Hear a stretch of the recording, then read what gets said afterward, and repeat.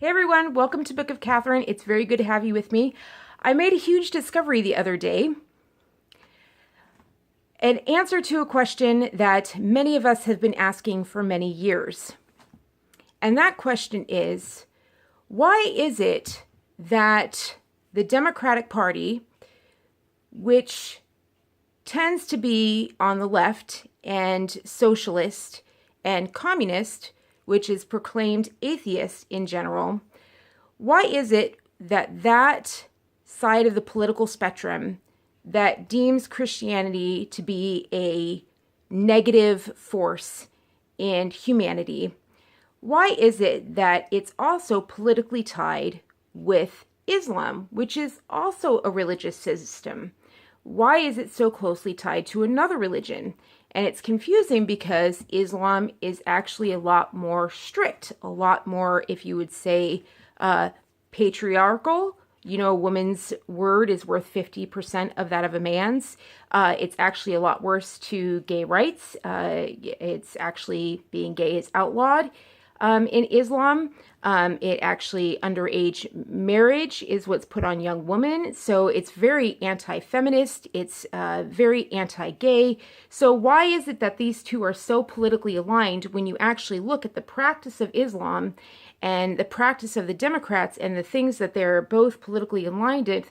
Why is it that these two are so intertwined? And that's been something that's been really, really confusing for a long time to a lot of people. Now, I've heard some people actually answer this question as, well, you know, the left and communism wants to destroy the West, and so does Islam. Islam wants to destroy the West. And that seems like a really, you know, just kind of simple problem. They're like, well, and then when they destroy the West, then, you know, they're going to fight over the things. And I'm kind of like, no, I think they think through things more than that. I mean, there's got to be a plan at the end of this. It's been going on for so long, especially the things that we know about Agenda 21 in 1992. These people don't seem to go through, everything's been very planned out, very, very specifically. It's not, everything's been rolled out in a very, very intelligent way. I mean, the onslaught has not been, chaotic in any way. Everything's been extremely, extremely smart. It's been very difficult to figure out a lot of maneuvers that they've made. Remember, it's taken me almost a year of research to kind of untie a lot of the little binds that they've done. You know, all these little secrets that they've done. It's extremely high level intelligence work. And I'm kind of like, I don't think that it's going to be simply as simple as, oh, one wants the West down, the other one wants the West down, and at the end, oops, look at that. Like Justin Trudeau is in a mosque where women are separated and segregated, and his own staff is sitting at the back of the mosque. His female staff members are having to be relegated to the back of the mosque. And Justin Trudeau is sitting at the front of the mosque, and he's saying, you know, Islam shares the same values that Canadians share. And he's doing a press op right there in the mosque. And it turns out the mosque itself that he's standing in and saying we share the same values as, you know, you do, Islam and Canada. We share the same values about freedom and equality, while the women are segregated and not allowed to stand with them. It's only men up there. You know, that's not something that they, you know, just haven't thought through. And then it turns out the mosque itself has links to worldwide Sharia, and how when they win with Sharia, how the infidels, that means drunkards, anyone who is a drunk, who drinks, anyone who drinks will be killed in the street. The kafirs, Kafir, they'll be killed in the street, just as it is in not just the Middle East, but the 52 countries that are Muslim. The Muslim world is 52 countries wide. It's practically a third of the world. And, you know, people, that's why all the way, even in Asia, women are whipped if they have their garb come down even an inch. They get in the public square and they are beaten publicly, right? So like if they wear something wrong, like if their garb, if the hijab is not worn correctly, they get lashings in the public square. And you can find pictures of that online.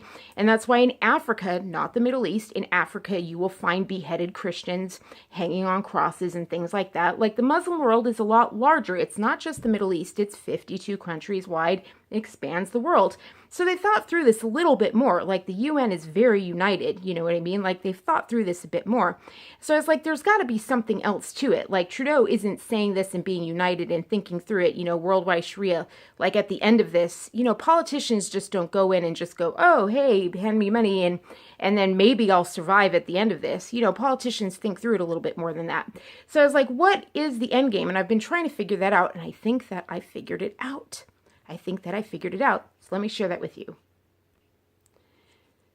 So in my opinion, the thing that they share in common is the left values the state. If you read through Bernie Sanders' feed, if you read through Nancy Pelosi's feed, what they're constantly saying is go ahead and read through their Twitter feeds. If you read through every one of their posts and every one of their retweets of any article that they retweet out, they are saying this system is wrong in America. We need a government system to expand it, or this government system is working, we need to expand it. Every single one is saying, like, if a small incident happens over here on a state level, involving 3 people, they're like, the federal government needs to expand in response to it. Like, no matter what, every single response, oh, is this happening? Now, they will bring up, like, for example, they'll bring up Social Security.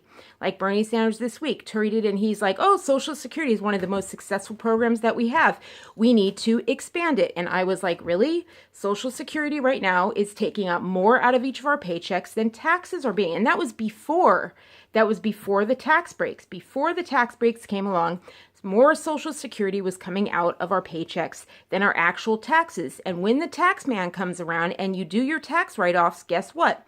You don't get Social Security back. No matter how many write-offs you have, Social Security doesn't come back to you. When you lose it, you lose it.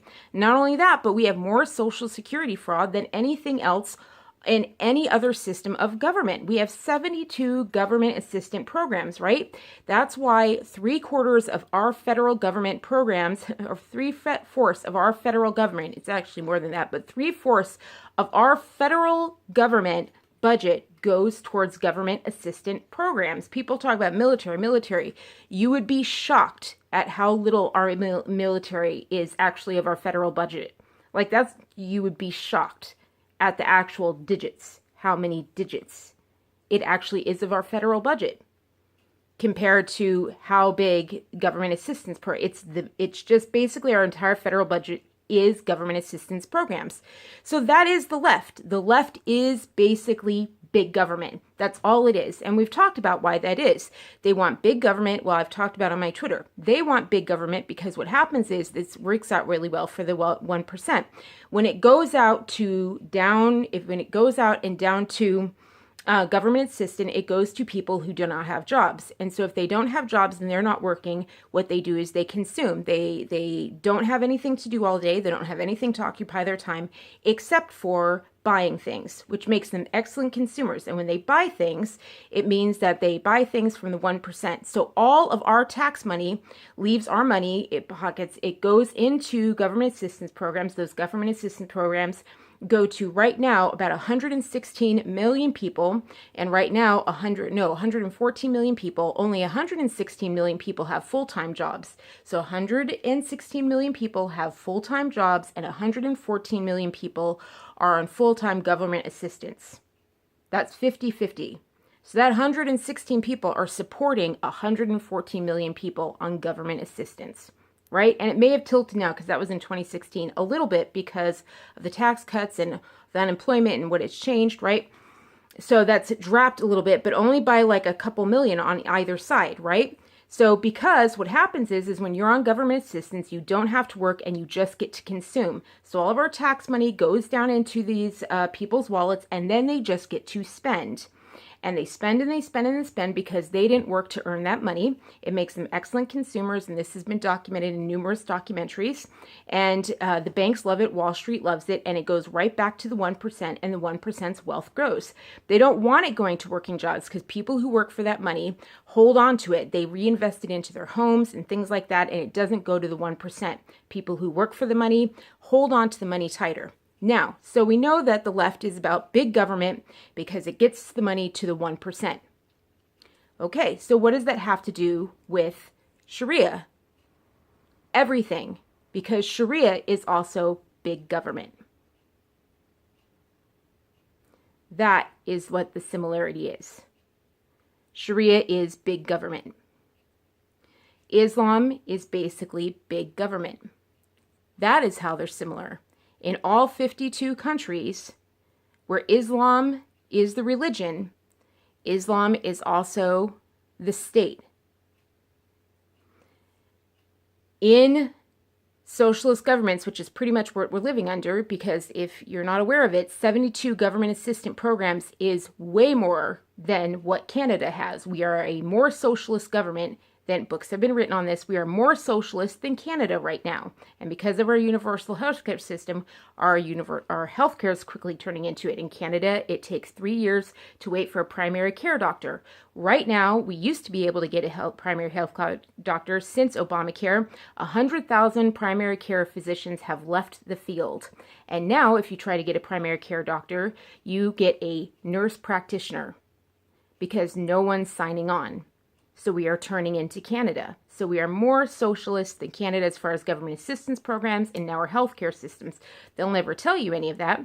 Now, when you go into the Middle East and into those 52 countries, into what they call the Muslim world, they also relegate things. Like when you talk about big government, what they do is, if you've noticed, if you look at what Bernie Sanders and Nancy Pelosi talk about, they are talking about programs that all these little laws, the socialist governments, and if you watch communist China, they actually make laws about what you can say, what you can wear, where you can be buried in. They actually have laws about what you can be buried in. And if you watch the Democrats, they are the same way. They want to have laws about what you can say, what you can wear, what you can be buried in.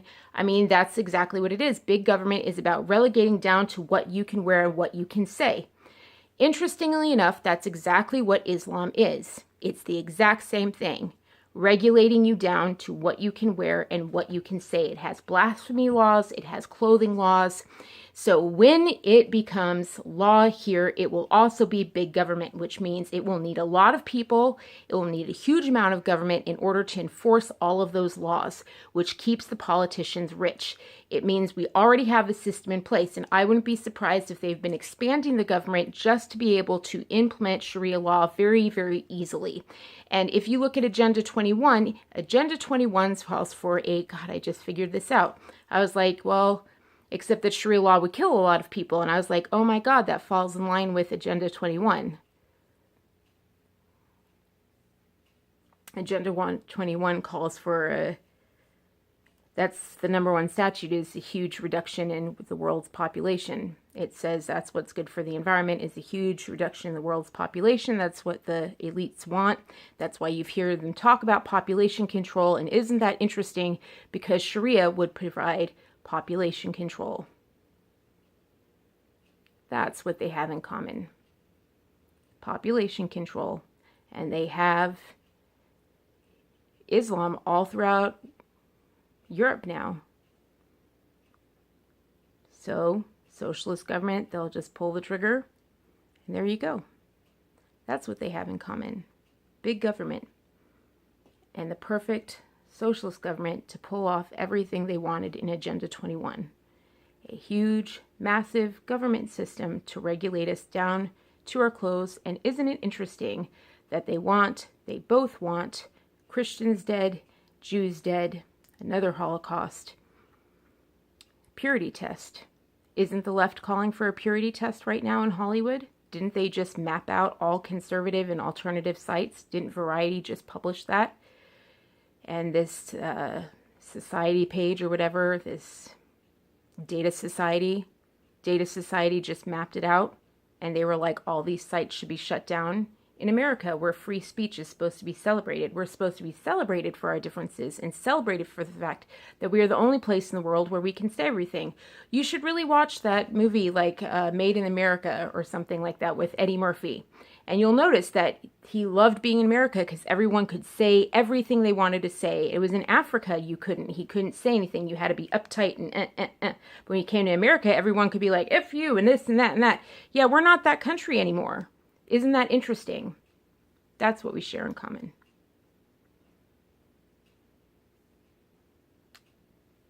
Please share, because I think I figured it out.